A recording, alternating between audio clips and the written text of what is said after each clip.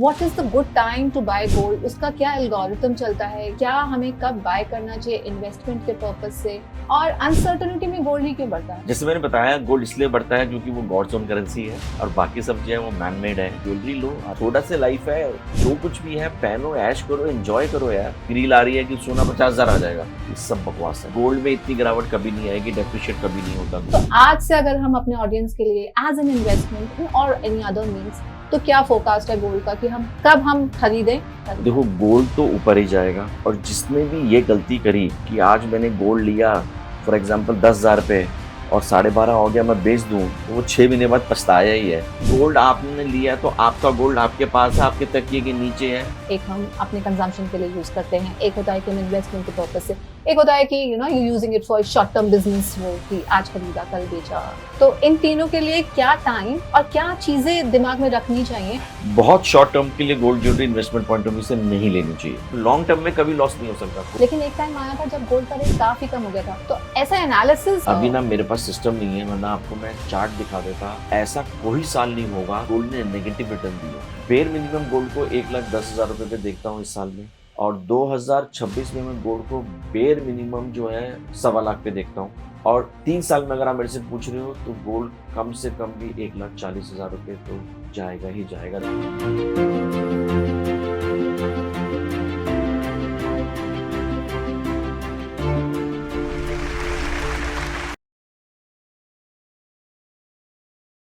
Hi and thank you for tuning in. बचपन से सुनते आए हैं गोल्ड एक पोजेशन, एक एसेट की तरह है। दादी की अलमारी, मम्मी का trunk, jewellery has been a possession. It has been a legacy in the family. Just not in the family now. It runs as trends, as investment now. Even when we hear about war, युद्ध, तो हम सबसे पहले gold की तरफ भागते हैं। पर क्या गोल्ड अब भरोसेमंद रहा है? क्या गोल्ड की चमक कम होती जा रही? Is it fading in its value and its prosperity? Let's know more about it from a veteran. He just does not carry a legacy of it. He carries an emotional, scientific connect with it because it rushes in his bloodline. So let's welcome Mr. Puneet with us, who's a veteran in the gold industry. Hi Puneet, and welcome on our platform. It's great to have you here. Yeah, hi Survesh, same here. Puneet, I've heard a lot about you, but I really want our audience to hear it from you today. What has been your journey? एक बात से शुरू करूंगी, लेकिन बहुत पुरानी है, लेकिन दिमाग में सोने को लेते ही आती है। जिसने पाया सोना उसका गया सोना, और जिसने ना पाया सोना उसका भी गया सोना। आज के वर्ल्ड में या आज के एरा में ये कितना और कैसे वायबल लगता है? So, hi, I'm Puneet Mehra. I'm the director of Gandhara Manson Jewellers Private Limited.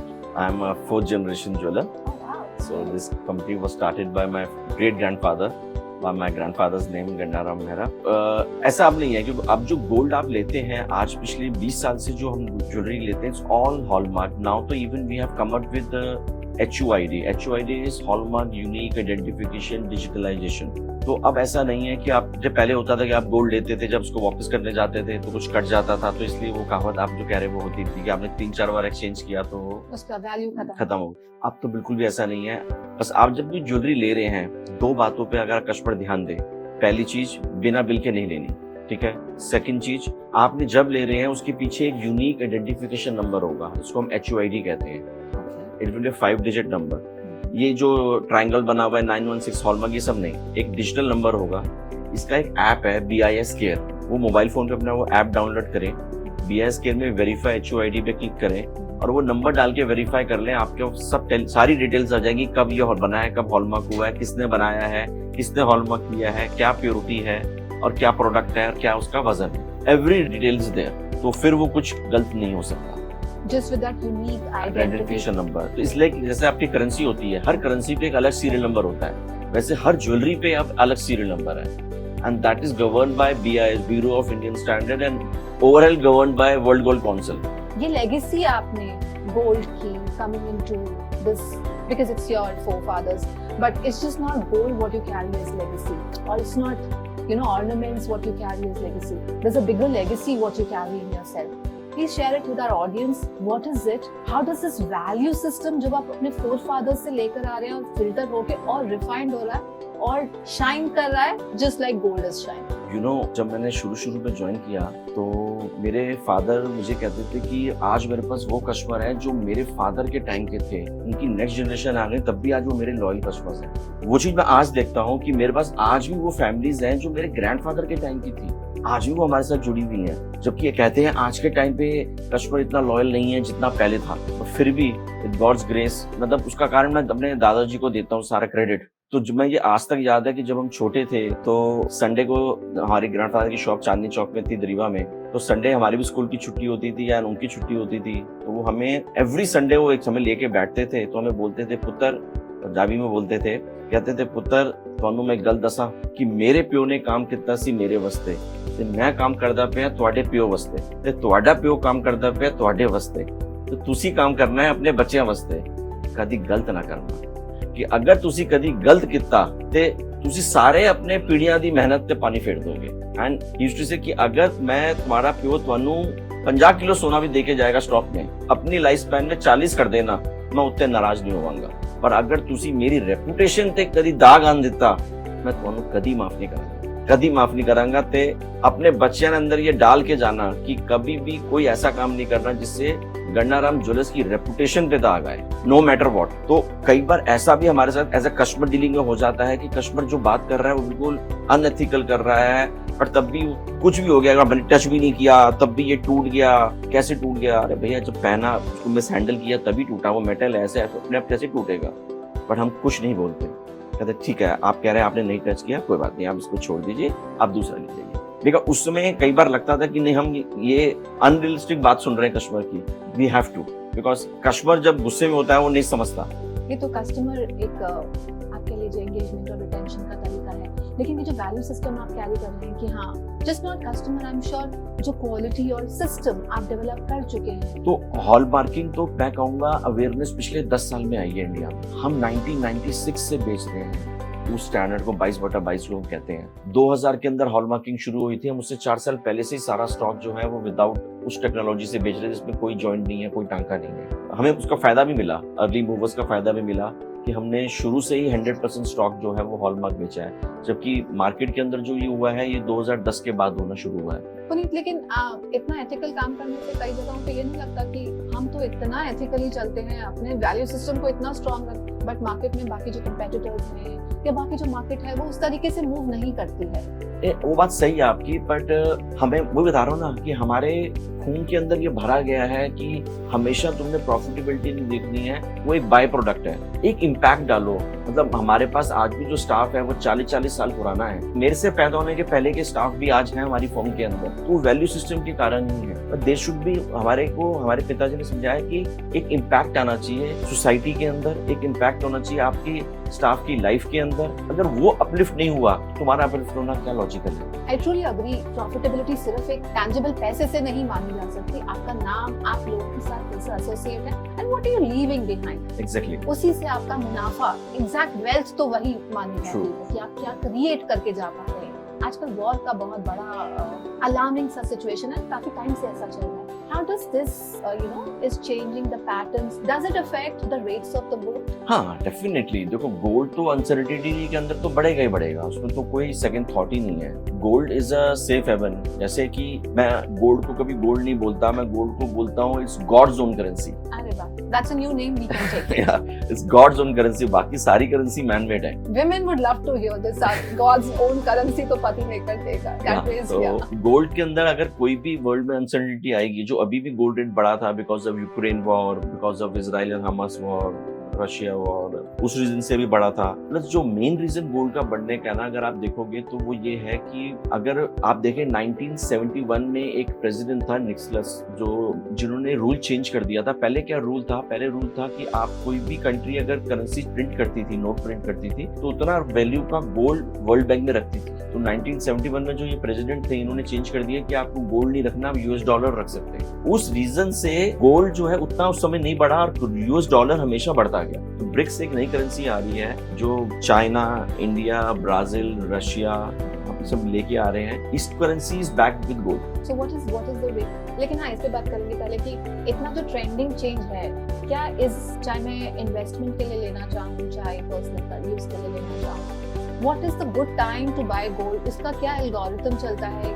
क्या हमें कब बाय करना चाहिए इन्वेस्टमेंट के पर्पज से, और अनसर्टेनिटी में गोल्ड ही क्यों बढ़ता है, नॉट अदर। जैसे मैंने बताया, गोल्ड इसलिए बढ़ता है क्योंकि वो गॉड्स ओन करेंसी है और बाकी सब जो है वो मैन मेड है। बस गोल्ड मैं कहूंगा कि अगर आपको इन्वेस्टमेंट भी करना है ना, मैं तो सीरियसली जानता हूँ कि लोग क्यों सिर्फ बुलियन वुलियन लेते हैं। तो यार ज्वेलरी लो, आजकल तो मेकिंग चार्जेस नेग्लिजिबल है, आपकी बीवी भी खुश होगी, सोशल स्टेटस भी होगा, और लाइफ में थोड़ा सा लाइफ है, जो कुछ भी है पहनो, ऐश करो, एंजॉय करो यार।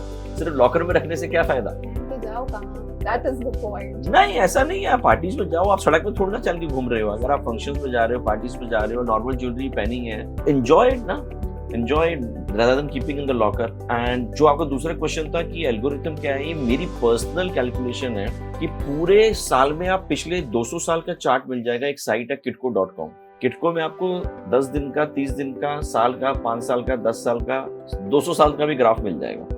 तो आप हमेशा देखना, गोल्ड ऐसे ऐसे चलता है, पर जो उसका वी होता है कि टिप होती है नीचे वाली, जब वो नीचे आके वापस ऊपर बढ़ना शुरू होता है, वो जनरली मई में होता है। तो सबसे लोएस्ट गोल्ड रेट हर साल मई में होता है। तो अगर आप ज्यादा दिमाग नहीं लगाना चाहते तो मैं कहूंगा मई में गोल्ड ले लो, ज्वेलरी ले दो और अपनी बीवी को खुश कर दो। तो वो एक इन्वेस्टमेंट भी हो गई, जो बुरे वक्त में भगवान ना करे कभी आए किसी पे, तब भी काम आएगी। एंड गोल्ड भी आराम से सेफ हेवन में 15% तो बढ़ ही जाता है सालाना। तो जैसे हम लोगों के दिमाग में एक कॉमन सा कंसेप्शन होता है कि wedding season is approaching, so the gold rates are going to go high, so it's all a myth. India का कोई रूल नहीं है। हमें आज भी लगता है कि शादियां आ रही हैं, साए आ गए और शराद आगे गिर जाएगा। ऐसा है नहीं, क्योंकि गोल्ड की इंटरनेशनल करेंसी है। तो इट्स मोर डिपेंडेंट अपॉन कि वर्ल्ड में क्या हो रहा है, यूएस में क्या हो रहा है, चाइना में क्या हो रहा है। वहाँ पे एक बड़ी बाय आती है जो सेंट्रल बैंक से आती है, जिससे जो प्राइस अभी सेंट्रल बैंक का, सारे ब्रिक्स के सेंट्रल बैंक खरीद रहे हैं, चाइना खरीद रहा है, रशिया खरीद रहा है, इंडिया खरीद रहा है, ब्राजील खरीद रहा है, मेन तो यही खरीद रहे हैं, थोड़ा बहुत यूएस भी खरीद रहा है। तो ये सेंट्रल बैंक्स के खरीदने से जो है ये तेजी आ रही है। पर ये तेजी लोगों को लगता है कि मैं देख रहा था, एक रील आ रही है कि सोना 50,000 आ जाएगा। ये सब बकवास है। पता नहीं क्यों इतने पेज को हिट करने के लिए, लोगों को शेयर कराने के लिए ऐसी न्यूज देते हैं। गोल्ड में इतनी गिरावट कभी नहीं आएगी, डेप्रिशिएट कभी नहीं होता गोल्ड। मुझे यहाँ से अभी भी बहुत बुलिश हूँ मैं गोल्ड के लिए। आप अगर अगले 3 साल में मेरे से पूछेंगे प्राइस कहाँ जाएगा, तो मैं कहूँगा यहाँ से डबल हो जाएगा, 3 से 4 साल में मिनिमम डबल। आज जो इन्वेस्टमेंट के पॉइंट से अगर हम देखना चाहते हैं, आप अगर 1 ईयर, और आपका पास मैंने ऐसा एक्सपीरियंस भी देखा है कि आपने फोरकास्ट किया है गोल्ड का, which has been we really seen it converting as per your forecast कह लीजिए, आपका एनालिसिस कह लीजिए, आपका सिक्स सेंस कह लीजिए, व्हाटएवर, आई डोंट नो क्या आपका कैलकुलेशन रहता है, but I have seen that it has been happening. तो आज से अगर हम अपने ऑडियंस के लिए एज एन इन्वेस्टमेंट और एनी अदर मीन्स, तो क्या फोरकास्ट है गोल्ड का कि हम कब हम खरीदें, और प्रॉफिट और बेनिफिट देखिए ना उसमें, किसी को अगर लेना हो तो क्या है? देखो, गोल्ड तो ऊपर ही जाएगा, और जिसने भी ये गलती करी कि आज मैंने गोल्ड लिया फॉर एग्जांपल 10,000 पे और 12.5 हो गया, मैं बेच दूं, तो वो 6 महीने बाद पछताया ही है, क्योंकि 6 महीने बाद उसको वापस वो रेट नहीं मिले। तो गोल्ड तो बढ़ता ही है। और मेरा फोरकास्ट ये है कि बाय 2035, ठीक है थोड़ा दूर है, बट 2035 तक मैं सोने को यहाँ से मिनिमम 3 टाइम्स ऊपर देखता हूँ। 3 times, minimum 3 time. I see it around 4 crore rupees a KG by 2035। It's a huge jump, but वो आएगा। अगर ब्रिक करेंसी आ गया, जो चांसेस आने के 90% है। और अगर जैसे यूएस में रिसेशन की बात हो रही है, तो अगर यूएस में रिसेशन की, थोड़ा बहुत भी रिसेशन अगर यूएस में आ जाता है, तो सारा पैसा गोल्ड में आ जाएगा। और गोल्ड हमें इस साल के एंड तक ही मैं गोल्ड को आराम से 1.25 लाख तक देखता हूँ, या maximum bye next year mid तक गोल्ड 1.25 लाख हो जाएगा। तो आपके एनालिसिस के तरीके से May is the best time, it means the next month is the best time to invest always। and then thereafter अगर हम उसमें से शॉर्ट टर्म गेन लेना चाहें, तो हमें मिड नेक्स्ट ईयर तक वेट करके उसको एक बार निकाल देना चाहिए। हाँ, हंस के आपको 25% मिल जाएगा अगर आप मई में ले लो और आप फरवरी में भी निकाल दो, तो दैट्स ऑलमोस्ट 9-10 मंथ्स के अंदर भी यू कैन मेक मिनिमम 25%। और गोल्ड का बेस्ट पार्ट तो देखो, आप स्टॉक मार्केट में लगाते हो, किसी को पैसा दे रहे हो, आपका पैसा, योर हार्ड अर्न मनी आप किसी को दे रहे हो कि वो आपको ग्रो करके देगा। वो देगा नहीं देगा कुछ नहीं पता, नहीं भी देगा पूरा ही लेके भाग जाएगा वो भी नहीं पता, कंपनी बंद हो जाएगी वो भी नहीं पता। अरे गोल्ड आपने लिया तो आपका गोल्ड आपके पास है, आपके तकिए के नीचे है, रात को 12 बजे बिन कैश करना बिन कैश कर सकते हो। तो उससे इजी लिक्विड मनी है ही नहीं। I truly agree. ऐसे जैसे आजकल बहुत बड़ा फोकस था, अर्थक्वेक्स, इतनी कैलामिटीज हो रही हैं, तो my husband was always like कि गोल्ड निकाल, that's the first thing that you can just put it in your bag and rush away, क्योंकि वो इतने उसमें आ जाता है और आपको कहीं पर भी पोर्टेबली। इससे मुझे एक बात और याद आ गई, ये भी मेरे दादाजी ने मुझे स्टोरी सुनाई थी कि जब लाहौर से वो आए थे दिल्ली, जब ये 1947 के रॉयट्स हुए थे, तो कहते हैं पुत्र, जब आदमी को समझ में आता है ना कि हम कहाँ पैसा लगाएं, हम एफडी में लगाएं, हम प्रॉपर्टी में लगाएं, हम सोने में लगाएं, हम स्टॉक मार्केट में लगाएं, जब तक उसको एक्सपीरियंस आता है ना, तो उसका जाने का टाइम आ जाता है, क्योंकि वो पूरा ग्रो हो चुका होता है तब तक वो पूरी लाइफ स्पैन के अंदर। तो मैं आपको सीख दे के जा रहा हूँ कि कहीं पैसा मत लगाना और सिर्फ सोने में लगाना, सोने से अच्छा कुछ नहीं है। मैं आज उनको अगर रिवाइंड करके देखता हूँ तो उनकी सोच ऐसी क्यों थी, जो सच थी, सही थी, मैं तो उसको एक्सेप्ट करता हूँ, बट इसलिए थी क्योंकि वो कहते हैं कि जब मेरे पास वहाँ पे काफ़ी प्रॉपर्टीज थी, वो वहाँ पे काफ़ी रिच थे लाहौर के अंदर, पर जब ये रॉयट्स हुए तो रातों रात उनको वहाँ से निकल के आना पड़ा, तो सारी प्रॉपर्टीज, सब बैंक बैलेंस, सब शेयर सर्टिफिकेट, जो कुछ भी था सब वहीं रह गया। वो कहते हैं पजामे के नाड़े के अंदर सोना की रॉड बना के रात को, और वो डाल के, और वो पजामा बांध के जो मैं यहाँ लाया था एक रॉड, वही से सारा ग्रो किया दोबारा, वरना तो सब कुछ वहीं रह गया। Yeah, that's one very good part. लेकिन हाँ, एक ग्रोइंग ट्रेंड की वजह से भी हम इसमें इन्वेस्टमेंट करना बहुत वाइज है। आजकल रियल एस्टेट मार्केट बहुत अनप्रेडिक्टेबल सी है। अनप्रेडिक्टेबल, उस अमाउंट में ना किसी के पास समझो 5 लाख है, 10 लाख है, उसमें कोई प्रॉपर्टी थोड़ी ना आ जाएगी। अरे पर 50 लाख है तब भी कुछ नहीं आएगा, पर गोल्ड तो आ जाएगा और अच्छा ग्रो करेगा, प्रॉपर्टी से बेटर ग्रो करेगा, तो हर किसी के बजट में आ जाएगा। किसी के पास अगर मैं कह रहा हूँ 20,000 भी है तब भी गोल्ड आ जाएगा, वो भी ग्रो करेगा। अब जो छोटे पॉकेट जिसके पास है वो जाके थोड़ा ना स्टॉक मार्केट में लगा सकता है, या तब भी स्टॉक मार्केट से बेटर रिटर्न गोल्ड दे रहा है आपको। I agree with this. Totally agree. It's the best point to invest into gold right now. शायद हम लोगों में भी ये सीख नहीं आई थी. So now I think even at home we discuss कि best point to invest is whether you buy a small point of it, just keep adding to it. मैं तो कह रहा हूँ कुछ मत करो, एक छोटी सी आदत डाल लो, अपनी एनिवर्सरी पे अपनी बीवी को ज्वेलरी लेके देनी है। आजकल ज्वेलरी की मेकिंग चार्जेस जेन्युइनली नेग्लिजिबल हो गई हैं because of competition, because of high rate, genuinely negligible हो गई हैं। आपने अगर उनको हर साल भी एक ज्वेलरी लेके दे दी ना, तो जब 20 साल बाद 25 साल बाद अपने बच्चों की आप शादी करोगे ना, आपका कंफर्ट लेवल देखना, अरे वो ज्वेलरी भी उनकी ट्रांसफर हो जाती है, प्लस कोई भी घर का खर्चा हो सब उससे निकल जाएगा। मतलब इतना अच्छा अप्रिसिएशन हो जाता है वो कि वो पेनी पेनी भी जोड़ जोड़ के जो है ना, वो जबरदस्त ग्रोथ हो जाती है। एक इमोशनल जो हम बोलते हैं कि हाँ, शादियों में और सब में गोल्ड का देना एक बहुत ऑस्पिशियस सी चीज मानी जाती है। क्या ये ट्रेंड अभी भी बहुत इन सिंक है हमारे कल्चर और उसमें कि हाँ, गोल्ड का देना एक बड़ी चीज मानी जाती है, चाहे आप उसके बराबर का कैश भी दे दोगे तो कोई बात नहीं। ऑब्वियसली वो तो शुभ माना ही जाता है। जैसे मैंने बताया कि बार बार मैं बोलता हूँ कि gold is God's own currency, तो एक भगवान की करेंसी आप किसी को दे रहे हो। पुराने जमाने में आप देखो ना, तो जब सोने की वैल्यू नहीं थी, सगन में सोने का सिक्का गिननी ही दी जाती थी, असली सगन तो उसी को माना जाता था। ये तो जब सोने के रेट इतने बढ़ गए कि लोगों ने पैसा देना शुरू कर दिया, वरना पहले तो शादी के अंदर या चांदी का सिक्का या सोने का सिक्का ही दिया जाता था। What is the difference between buying gold which is tangible and buying digital gold जो हम बैंक्स के थ्रू लेते हैं, और आप किसको ज्यादा रेकमेंड करते हैं? उसमें कुछ डिफरेंस होता है? नहीं, दोनों सही है, दोनों में कोई डिपेंड करेगा पर्सन टू पर्सन। किसी को ये है कि मैं पैसा दे रहा हूँ तो मेरे हाथ में कोई चीज आए, मैं अपने पास रखूँ, अपने कंट्रोल में रखूँ, तो फिजिकल गोल्ड भी सही है। मैं बुलियन से तो फेवर में हूँ नहीं, मैं तो सबको ये रिकमेंड करता हूँ कि यार उसकी ज्वेलरी बनाओ, यूज करे बीवी, अपना खुश रहे, वो भी तुम्हें भी अच्छा लग रहा है कि वो ग्रो हो रहा है। अगर बुलियन का रेट बढ़ेगा तो ज्वेलरी का भी रेट बढ़ेगा, सेम बढ़ेगा। जो मेकिंग आप उसमें देते हो वो मैक्सिमम 3 महीने में रिकवर हो जाती है, मैक्सिमम 3 महीने में। पर यही सोचो 3 महीने बाद लिया था, बुलियन पे भी तो मेकिंग दे ही रहे हो, वो दिख नहीं रही आपको।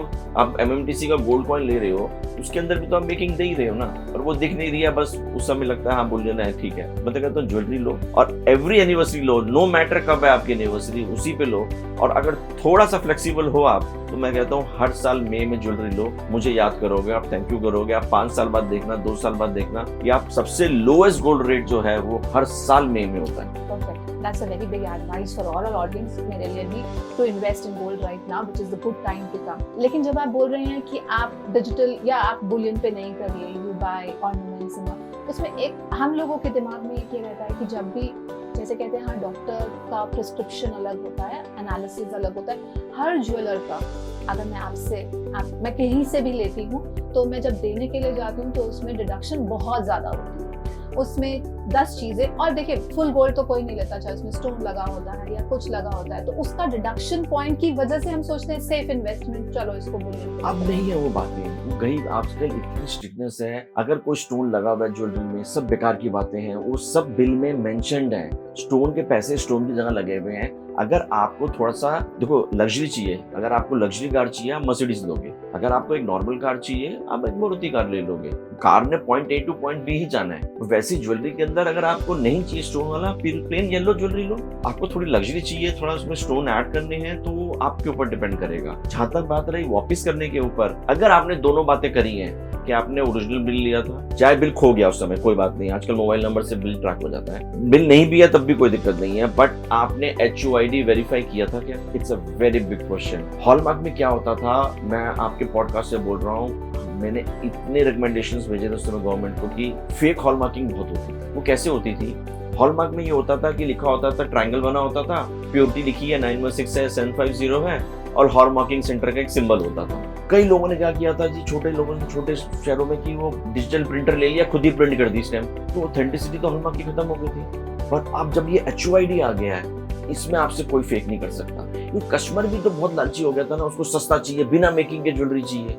अब बिना मेकिंग के ज्वेलरी लेगा तो ये कहां से सही मिलेगी? तो अब जब HUID आ गया है, वो सब बातें खत्म है। आपने अगर HUID वेरीफाई कर लिया, इट्स 100% से। हर अच्छी शोरूम के ऊपर आज आपके कैरेटोमीटर लगे, फ्री में चेक करते हैं। हम तो कस्टमर को बोलते हैं आप आओ, कहीं से भी लिया आओ, हमारे स्टोर में आओ, ज्वेलरी की मशीन लगी है, one of the best machine लगी है वर्ल्ड की, आप उसके अंदर अपनी ज्वेलरी रखो, कोई ह्यूमन इंटरफेरेंस नहीं है, it's just a screen, photocopy machine की तरह। उठाया, शीशे के ऊपर आपने ज्वेलरी रखी, फोटोकॉपी मशीन बंद करी समझो, एंड विद इन 30 सेकंड्स लिख के आ जाता है इसकी ये प्योरिटी है। Very clear, you can verify it, her shop पे है। और अगर आप किसी भी अच्छे शोरूम से ले रहे हैं, क्योंकि देखो मैं बार बार बोलता हूँ कि रेपुटेशन, जो भी एक अच्छा स्टोर है ना, उसको वहां रेपुटेशन ले जाने में एक दिन में नहीं गई, कई पीढ़ियां लग गई। कोई भी आज के टाइम पे वो खराब नहीं करता। और एक तो हमारे पंजाबी में ये भी कहावत है, हमारे दादाजी बोलते कहते हैं, होंदे सोंदे कोई हराम की नहीं खाता। अगर सबको ऊपर वाले ने दिया है, उसके बाद भी वो उल्टे सीधे काम कर रहा है, तो मेरे को नहीं लगता ऐसा कोई करता है। तो गोल्ड ज्वेलरी के अंदर HUID आने के बाद में बिल्कुल भी डरने की बात नहीं है। अगर आपने BIS केयर का ऐप डाउनलोड किया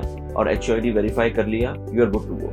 The customer has to be aware about all this. Yes, he has to be aware. Gold and buying is something of trust. मैं आज जिस ज्वेलर के पास जाती थी, शायद 25 साल से उधर ही जाती हूँ, उधर से ही खरीदती हूँ, तो एक ट्रस्ट रिलेशनशिप होता है। तो हम इन सब चीजों की तरफ ध्यान दें, ठीक है, एक नाम है, एक उनके साथ एक रिलेशनशिप डेवलप हुआ हुआ है, बस उन्होंने बोला इतने का ये इतना। वो आपकी जनरेशन तक ठीक था, अब जो नई जनरेशन आ गई है बहुत अवेयर है। मुझे खुशी है इस बात की कि जो नई जनरेशन है वो अवेयर है। क्या हमारे यहाँ तो एक पॉलिसी है, मतलब स्टाफ के ऊपर हम 50 रुपीज का फाइन लगाते हैं अगर कस्टमर को उसने HUID मैग्नीफाइंग ग्लास से पढ़वा के ऐप खोल के वेरीफाई नहीं कराया। वी मेक श्योर कि वो बिल के ऊपर भी आए HUID नंबर, और वो कस्टमर को वेरीफाई भी कराया जाए। It's a policy, it's an SOP, standard operating procedure है हमारे स्टोर पे, कि हम कस्टमर को दिखाते ही दिखाते हैं। दैट्स वंडरफुल, बिकॉज़ ये अवेयरनेस बहुत जरूरी है। सी मेरी जनरेशन के भी बहुत लोग ऐसे हैं जिनको नहीं awareness, rather upcoming generation also, जिनको पता है कि इजी वो है कि गए और अपना बाय करके आ गए, दैट्स सो उन लोगों को भी awareness, they go shop and they come back because their pockets are full. तो this awareness is very very important, which is to go to our audience कि आप HUID को जरूर करिए and then get yourself identified into it. It's just like an iPhone use कर रहे हो तो आप iCloud का वो बना रहे हो which authenticates your iPhone. Perfect. Moving from gold, एक हर लड़की का diamonds are girls' best friends and we all look for diamonds. Gold से हमारा दिमाग थोड़ा सा shift हो गया है. We like investing, though it's not investment because there's no appreciation, much appreciation I can say that. And even the gold which is used, उसमें market के सेगमेंट में क्या चेंज आया? मैं ये कहूँगा कि there is nothing wrong in diamond jewelry. Diamond is girl's best friend. अब हर चीज को हम appreciation point of view से नहीं देख सकते। आप आर्टिफिशियल ज्वेलरी लेते हो, आप कपड़े पहने, आपको उसका क्या रिटर्न मिल रहा है मुझे बताओ? कोई रिटर्न नहीं है। वहाँ तो फिर भी 100% रिटर्न तो मिलता ही, अगर एप्रिशिएशन नहीं है, डेप्रिशिएशन भी तो नहीं है। पर हर चीज को हम सिर्फ उससे नहीं तोल सकते ना कि सिर्फ एप्रिशिएशन नहीं आएगा। अब आप शादी करते हो, इतनी डेकोरेशन में पैसा खर्चते हो, वो क्या 10 रुपए भी आपको रिटर्न देता है? नहीं, पर आपको सोशल स्टेटस देता है। अब आप केटरिंग कराते हो, केटरिंग वाला जो है वो अगर 5,000 रुपये प्लेट, आजकल मैं देखता हूँ 5 स्टार होटल में 10-10 हज़ार प्लेट की केटरिंग है, तो रॉ मटेरियल तो 200 रुपये का भी नहीं है, तो वो सब कुछ एक अप्रिशिएशन थोड़ी ना है। तो डायमंड ज्वेलरी के अंदर उतना अप्रिशिएशन नहीं है जितना गोल्ड में है, उसमें कोई भी मतलब इनकार नहीं है। बट जो फील आपको, जो हैप्पीनेस आपको डायमंड पहन के मिलेगी ना, वो गोल्ड पहन के नहीं मिलेगी। तो आपको क्या पसंद है वो आपने देखना है, बट आपकी खुशी से बढ़ के, मैं तो कह रहा हूँ छोटे से जीवन के अंदर हर चीज को अप्रिशिएशन बोल बोल के अगर कुछ बढ़ भी गया, मैं कह रहा हूँ सब कुछ तो यहीं रह जाएगा, साथ क्या जाएगा? वही जाएगा जो आप पहन लोगे, जो वक्त गुजार लोगे, जो आप खुश हो जाओगे, वही आपके साथ जाएगा। तो मैं तो कहता हूँ जो आपको खुशी देता है वो आपको करना चाहिए। अगर आपको गोल्ड खुशी दे रहा है तो आप गोल्ड पहनो, और अगर आपको डायमंड खुशी दे रहा है तो डायमंड पहनो, और नहीं तो थोड़ा बैलेंस करना चाहते हो तो कुछ डायमंड की डेली वेयर की ज्वेलरी जो है वो थोड़ी डेलीकेट लगती है, डायमंड की, गोल्ड की थोड़ी सी बल्की हो जाती है। तो डेली वेयर की ज्वेलरी है वो आप 100% डायमंड पहन सकते हो, एंड उसमें भी 100% बायबैक होता ही है। कोई आज के टाइम में डायमंड ज्वेलरी में भी कोई डिडक्शन नहीं है। हाँ, तो मतलब जैसे कहा जाता है ना, पत्थर खरीद लिया, बेसिक साइकोलॉजी। दो वी ऑल, अब अगर मुझे भी कुछ खरीदना हो तो मेरा पहले प्रायोरिटी रहेगी कि जो मैं पहन सकूं, जो मुझे खुशी दे सके। लॉकर में रख के वो सेट और वो बुलियन क्या करना है? If it's an investment it's okay, you term it investment. मगर आपको अगर अपने लिए पहनना है तो I prefer taking diamonds. But हाँ, घर में थोड़ा सा बोला जाएगा कि भाई, even if I see my society, people around, so everybody is in there shining bright diamonds, lustrous, and what is the market changing? Proportion क्या change हुआ है गोल्ड और डायमंड का? क्या ऐसा कुछ आया है मार्केट में? नहीं, ये सब कैटेगरी, अलग अलग कैटेगरी के, मतलब कि किसी को, जैसे मैंने बताया, कई जो बहुत ज्यादा इन्वेस्टमेंट पॉइंटेड लोग हैं वो आज भी गोल्ड ज्वेलरी लेना प्रेफर करते हैं, बिना स्टोन के, एकदम प्लेन येलो प्रेफर करते हैं। और जो पसंद से चलते हैं, कि जिनको शौक है, तो डायमंड ज्वेलरी आज भी अच्छी बिक रही है, ऐसा कोई दिक्कत नहीं डायमंड ज्वेलरी के अंदर कि नहीं बिक रही है। मैं कहूँगा बीच में 2 साल में एक लैब ग्रोन डायमंड का ट्रेंड चला था जो अपने आप ही स्लो डेथ में जा रहा है। तो जो चीज़ नेचर ने बनाई है उसका कोई मुकाबला ही नहीं है, जो चीज़ कुदरत ने बनाई है उसका कोई मुकाबला नहीं है। आज आप आर्टिफिशियल बंदे भी बन जाएंगे, लोग भी बन जाएंगे, लड़के भी बन जाएंगे, लड़के भी बन जाएंगे, पर एक नेचुरल जो चीज़ है वो नेचुरली चीज़ है ना, उसका कोई कंपैरिजन नहीं है। सेम चीज़ लैब ग्रोन से अगर आप नेचुरल डायमंड को कंपेयर करोगे, लैब ग्रोन जैसे स्टोन बहुत आए पहले। अगर मैं अपनी लाइफ स्पैन में देखूं, जब मैंने ज्वाइन किया था तो एक स्टोन आया था अमेरिकन डायमंड करके, तो उसके बाद में एक स्टोन सरोस्की कंपनी ने निकाला था, ऑस्ट्रेलिया की सरोस्की, जिसके आज स्टोर भी हैं। वो सरोस्की का स्टोन जो है मुझे अच्छे से याद है, 5,000 रुपए का एक स्टोन आया था। तो सबने कहा था अब तो डायमंड का बिकेगा, अब तो सरोस्की बिकेगा। वो सरोस्की जो 5,000 रुपए का स्टोन आया था आज 500 रुपए का बिक रहा है। वैसे ही उसके बाद मोजोनाइट स्टोन आया था, तो 1 कैरेट का मोजोनाइट 50,000 रुपए का आया था, 50,000 का। आज वो 50,000 का स्टोन आज 500 रुपए का बिक रहा है। तो अब फिर वो एक आर्टिफिशियल ज्वेलरी में ही चला गया ना, उस कैटेगरी बढ़िया वाला जरकन में चला गया। वैसे जो ब्लैक गोल्ड आया था तो 3 लाख रुपए का 1 कैरेट था, आज वो भी कम हो गया, 15-20 हजार रुपए का 1 कैरेट हो गया है, और 2-4 साल के अंदर ये भी खत्म हो जाएगा। पर नेचुरल डायमंड हमेशा था, हमेशा है, हमेशा रहेगा। जो चीज रेयर है, जो चीज और बन ही नहीं सकती, उसकी वैल्यू कैसे कभी डिप्रिशिएट हो सकती है? टेम्परेरी हो सकती है। वो इन्फ्लुएंसर्स ने रील बना बना के कि लैब ग्रोन लो, लैब ग्रोन लो, लैब ग्रोन लो, लैब ग्रोन इंडस्ट्री ने उसको हाईलाइट कर दिया, तो लोग भी बहुत जल्दी फिसल जाते हैं। तो उस चक्कर में 2 साल थोड़ा सा प्रॉब्लम सॉलिटर में रहा था, वो भी बड़े डायमंड्स के अंदर, नॉर्मल ज्वेलरी में कुछ नहीं था। पिछले 6 महीने से वापस से नेचुरल डायमंड की प्राइसेस अप ट्रेंड में है, 15 से 20% बढ़ चुकी हैं और आगे बढ़ेंगी, और लैब ग्रोन तो एकदम नीचे ही जा रहा है, डैमेज हो रहा है। आप एक्सपर्ट उससे कहते हैं कि जो नेचुरल चीज है that is better to invest any time. There are 3 lenses when we see gold as a commodity, as an asset. एक हम अपने कंजम्पशन के लिए यूज करते हैं, एक होता है कि इन्वेस्टमेंट के पर्पस से, एक होता है कि you using it for short term business, जो कि आज खरीदा कल बेचा।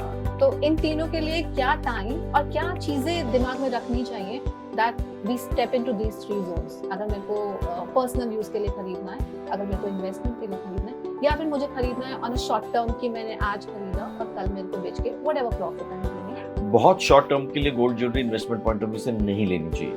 अगर आपके पास टाइम बहुत कम है तो फिर तो bank FD is the best. अगर 15 दिन, 20 दिन, महीना, 2 महीने, 4 महीने के लिए गोल्ड में अगर आपको इन्वेस्टमेंट पॉइंट ऑफ व्यू से इन्वेस्ट करना है तो horizon should be minimum to minimum 6 to 8 months, that's bare minimum, ठीक है ना। वो भी आप कब ले रहे हो डिपेंड करेगा। जैसे मेरे पर्सनल कॉल में तो यही है कि आपने जनवरी में लिया और 6 महीने बाद देखोगे तो रेट कम ही मिलता है आपको जनरली, क्योंकि जनवरी में हाईएस्ट गोल्ड रेट होता है हर साल, और मई में सबसे लोएस्ट गोल्ड रेट होता है जनरली, कहूंगा मैं। इस साल अभी तक तो बढ़ ही रहा है गोल्ड रेट, तो लॉन्ग टर्म के अंदर गोल्ड कभी किसी को लॉस नहीं दे सकता।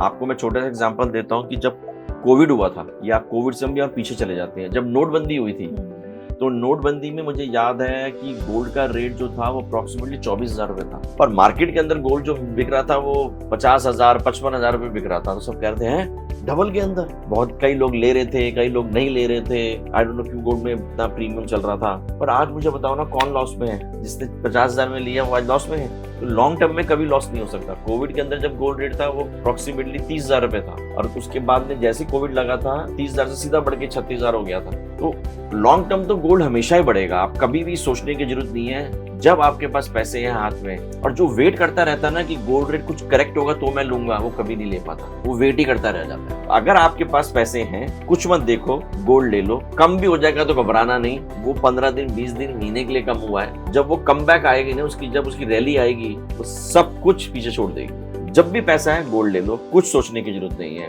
कभी लॉस नहीं होगा। दैट्स अ चैलेंज, और ये इतिहास गवाह है। याद रखना मेरी बात, gold is God's own currency, कभी फेल नहीं होगी। बीच में एक टाइम आया था जब गोल्ड का रेट काफी लो हो गया, काफी कम हो गया था। I don't remember the years exactly, लेकिन एक टाइम आया था जब गोल्ड का रेट काफी कम हो गया था। तो ऐसा एनालिसिस, और उसमें हम क्या, मतलब आप you been into this industry and you been doing with this gold. अभी ना मेरे पास सिस्टम नहीं है, वरना आपको मैं चार्ट दिखा देता। ऐसा कोई साल नहीं होगा, एक दो को छोड़ के, कि गोल्ड ने नेगेटिव रिटर्न दी हो। गोल्ड ने हमेशा पॉजिटिव रिटर्न दी है। किसी साल में 50% भी दी है, किसी साल में 24% भी दी है, किसी साल में 12% भी दी है, और किसी साल में 2% भी दी है। ये मैं एग्री करता हूँ, बट ऐसा नेगेटिव रिटर्न कभी नहीं दिया गोल्ड ने। और वो अगर कभी कम रिटर्न दिए हैं 2-4-5% के, पर अगर आप उसको 10 साल के स्पैन में देखोगे, वो 15% से ऊपर ही रहा है। इंसान घबरा जाता है, जैसे थोड़ा डिप करना शुरू करता है, वो सोचता है कि मैं लॉन्ग करना। और जो पैनिक करता है वो लॉस ही करता है ना, तो चाहे वो गोल्ड हो, patience- चाहे वो स्टॉक मार्केट हो, कुछ भी हो।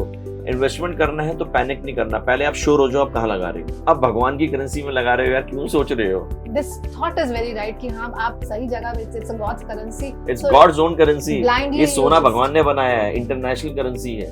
आपको पता है एक गिन्नी आती है, उसको रानी की गिन्नी कहते हैं, 8 ग्राम की 22 कैरेट की। जब कनॉट प्लेस बना था ना, तब गवर्नमेंट ने निकाली थी, करेंसी थी, 100 रुपए था, 100 रुपए वैल्यू थी उस समय उसकी। तो पहले बहुत पुराने जमाने में जाओगे तो गोल्ड ही तो करेंसी था। नहीं exactly, वो सोने के फिर उन्होंने क्या किया कि करेंसी को प्रिंट करने लगे और उसके बैक में गोल्ड रखने लगे कि उतनी वैल्यू का हम गोल्ड रख देते हैं रिजर्व में। कई साल वो चलता रहा। तो 71 के अंदर उन्होंने गोल्ड को हटा के यूएस डॉलर बना दिया। यूएस डॉलर ने अपने को वर्ल्ड पावर बनाने के लिए किया। पर आज अगर आप देखो कि आज नहीं तो कल, जब सारी इकोनॉमीज में कुछ भी उबड़ थपड़ होगा ना, ये फिर से लॉ हो जाएगा। जैसे ब्रिक लेके आ रहा है अभी कि हम जो करेंसी प्रिंट करेंगे उसके अगेंस्ट गोल्ड रखेंगे, ऐसे मुझे लगता है कि इंटरनेशनली ऐसा हो जाएगा। अगर ऐसा हो गया तो गोल्ड कहाँ जाएगा आप सोच भी नहीं सकते। लेकिन ये ब्रिक का जो आप बोल रहे हैं, कब तक आप देख रहे हैं इसको फॉर्मुलेट एज? ये 3 साल से 4 साल से तो चल ही रहा है। हर साल 2 मीटिंग होती हैं और कुछ ना कुछ चल रहा है। देखो मैं इतना ज्यादा टेक्निकल नहीं आता, अगर नहीं चल रहा होता तो सिर्फ वही सेंट्रल बैंक बाय कर रहे हैं जो ब्रिक्स के हैं। ब्राजील बाय कर रहा है, रशिया बाय कर रहा है, चाइना बाय कर रहा है, इंडिया बाय कर रहा है, सऊदी अरेबिया बाय कर रहा है। यही तो लोग बाय कर रहे हैं, उनकी सेंट्रल बैंक के तो बाय कर रहे हैं। कुछ होगा कि हर जो ब्रिक करेंसी आएगी, हर सेंट्रल बैंक में इतना रिजर्व होगा, वही करेंसी ला सकते हैं। तो मेरे को तो गोल्ड में बहुत बुलिश हूँ मैं। आप फोकस कर पा रहे हैं with your expertise, you are seeing कि gold from now we are standing on 2025 April, end of April, अगर नेक्स्ट मंथ भी लिया जाए, अगले साल तक it's going to go at least 15-20% bare minimum. आप सेफली कहोगे तो मैं 20% कहूंगा, सेफली। नीचे करेक्शन लेगा। देखो कोई भी चीज वन साइडेड नहीं जाती, थोड़ी सी करेक्शन यहाँ से ले सकता है, और वो करेक्शन में बाय का मौका कभी नहीं मिलता, बहुत ही शॉर्ट लिव्ड होती है वो। अगर जैसे अभी भी आप देखना, मैं आपको छोटा सा एग्जांपल देता हूँ। लास्ट ईयर गोल्ड जो था वो 55,000 के आसपास था, 55,000 से बढ़ के 68 गया, 68 से कम होकर 58 आया। एक दिन ही आया था 58, जैसे ही आया था 58 के बाद में सीधा बढ़ के वो 72 चला गया, फिर वहीं घूमता रहा, फिर 75 गया, 75 के बाद 71 आया, और तब से कंटिन्यूस रैली आ रही है, और वो आज आपको 1,04,000 रुपए हो गया था। 1,04,000 से कम होके भी 97-98 के आसपास चल रहा है। यहाँ से अगर आप कहते हो कि ये 88 हो जाएगा, 85 हो जाएगा, मैं कहता हूँ हो सकता है, कोई बड़ी बात नहीं। ऐसा पीरियड कौन सा होगा जब 80-85 होगा? इतनी एक्यूरेटली कोई नहीं बता सकता। Somewhere But any analysis of yours? मेरे हिसाब से मई के अंदर एक करेक्शन आनी चाहिए, अगर आई तो। बहुत ज्यादा करेक्शन नहीं है, पर अगर आपको लेना है ना, मैं तो कहता हूँ ले लो, पैसा है तो ले लो, रेट मत देखो। आप 6 महीने बाद you will be happy only. Nobody can sell at the top and nobody can buy at the bottom. Correct. There is no day when you decide about this. आपके पास कैश है, आप गोल्ड ले लो, आप कभी रॉन्ग नहीं होगे। You'll be happy and you will be happy. आप एक साल बाद देख लेना, you will be happy if you look behind, आप कहोगे मैंने सही डिसीजन लिया। और जो वेट करता रहता है ना, यार अभी कितना चल रहा है, 98, 80 आ जाए ना, बस ले लूंगा, पक्का ले लूंगा। फिर क्या होता है, वो 98 बढ़ते बढ़ते एक 10 हो जाता है, एक 10, 95 आ जाए, मैं पक्का ले लूंगा, 95 आ जाए पक्का। वो तो वेट ही करता रहता है, वो नहीं ले पाता। परफेक्ट। ये वाली सोच हम सबकी रहती है कि हम, I don't know why do we really look for that moment कि कम होगा तभी लेंगे, वो मोमेंट मिस भी हो जाता है हमसे एट टाइम्स। आप थोड़ा सा आजकल वुमेन साइकोलॉजी ऑन गोल्ड क्या रहती है? Are they still that collection once की हाँ ठीक है, gold is like an asset या gold safety security in perspective? India और चाइना दोनों जगह पे गोल्ड का जो लगाव है ना, वो मैं कहूँगा खून में है और रहेगा। इंडिया स्पेशली तो गोल्ड कभी भी इंडिया के अंदर जो है वो उसका प्यार, जो उसकी अट्रैक्शन है ना गोल्ड की तरफ, कभी कम नहीं होगी। तो अब एक बात समझो ना, हमारे इंडिया में थोड़ा सा एक लकली चीज ये भी है कि कोई सोशल सिक्योरिटी नहीं है, ठीक है ना। बाहर की कंट्रीज में क्या है कि आप अगर एक बार आप एज्ड हो गए, रिटायर हो गए, तब भी गवर्नमेंट आपको सपोर्ट करती है, खाना पीना, दवाइयाँ, एवरीथिंग इज फ्री। तो हमारे यहाँ पे तो इतना अच्छा कोई सपोर्ट सिस्टम है नहीं। तो सब जो है वो मुझे शौक है, मैं अपने से बहुत बड़े लोगों से बात करता हूँ, तो वो लोग मुझे खुद कई बड़े बुजुर्गों ने बोला है कि हमने तो गोल्ड रखा हुआ है कि हम उसको आस्ते आस्ते भी कभी जरूरत पड़ती है बेच देते हैं, तो हम अच्छी अपनी रिटायरमेंट लाइफ भी जी लेते हैं। तो एक डर के फैक्टर से भी उस टाइम हैप्पीनेस है, बट हाँ एक सिक्योरिटी के पर्पस से हम लॉन्ग रन में देखते हैं कि हाँ इन द ओल्ड टाइम और यू नो इफ नीडेड बुरे इस वक्त में हम इसको कैश आउट कर सकते हैं। गोल्ड बुरे वक्त में हमेशा, भगवान ना करे किसी को बुरा वक्त आए, अच्छे वक्त में भी काम आया है और बुरे वक्त में तो गोल्ड काम आया ही आया है। Puneet, let's have one small focus. It's a request. I know, coming on a platform which is adaptable, acceptable. A lot of people are seeing it. But आपका experience है और मैं उसके लिए एक witness भी हूँ, एक testimony भी हूँ, क्योंकि मैंने आपका वो forecast का वो देखा हुआ है। तो 3 years please, Puneet, छोटा सा नहीं। देखो 100% तो कोई भी नहीं कह सकता, पर मेरी पर्सनल गट फीलिंग भी कहती है और मैंने जो कैलकुलेशन भी करी है उसके मुताबिक जो मैं ग्राफ स्टडी कर रहे हैं, मैं गोल्ड को इस साल के एंड तक बेयर मिनिमम, मैं कंजर्वेटिव साइड पे चल रहा हूँ, क्योंकि जो मैं बोलूँ ना उससे ऊपर चला जाए उसको उससे नीचे नहीं रहना चाहिए। तो बेयर मिनिमम गोल्ड को 1,10,000 रुपए पे देखता हूँ इस साल में, और 2026 में मैं गोल्ड को बेयर मिनिमम जो है 1.25 लाख पे देखता हूँ। और 3 साल में अगर आप मेरे से पूछ रहे हो तो गोल्ड कम से कम भी 1,40,000 रुपए तो जाएगा ही जाएगा। That's almost 40% return from now. अगर कि ब्रिक्स का ये कन्वर्ट हो जाए वो तो फिर जैकपॉट होगा, फिर तो और ज्यादा बढ़ जाएगा। मैं तो कह रहा हूँ अगर अभी ब्रिक्स का नहीं भी होता तो भी इतनी बुल रन तो आएगी गोल्ड। और अगर ब्रिक करेंसी आ जाती है और या ऐसा कोई लॉ चेंज हो जाता है कि आपको करेंसी प्रिंट करने के लिए वर्ल्ड बैंक में गोल्ड रखना ही पड़ेगा, और या अमेरिका में रिसेशन आ जाता है अगले साल, तो हम बहुत जल्दी देख लेंगे प्राइसेस। तो इंटरनेशनल मार्केट की वजह से हमारा गोल्ड का प्राइस, तो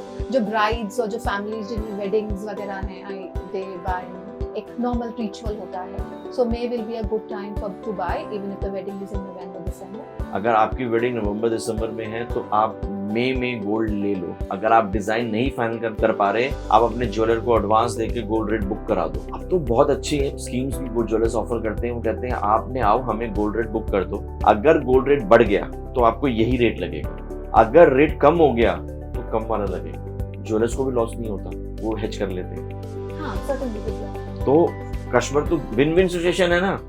अगर रेट बढ़ जाएगा तो आज का रेट लगेगा, अगर रेट कम हो जाएगा तो कम वाला लगेगा। क्या चाहिए और? लेकिन हमें आदत है ना हर चीज अपने पास रखने की, but this is a very good advice what you've given. So with this we end our podcast. Gold, whether we buying it for investment, it is a good time to buy. Whether even we are buying it for a wedding or a personal time, it's a good time to buy. You can invest in gold without thinking of it peacefully as advised by our guest. And thank you for tuning in.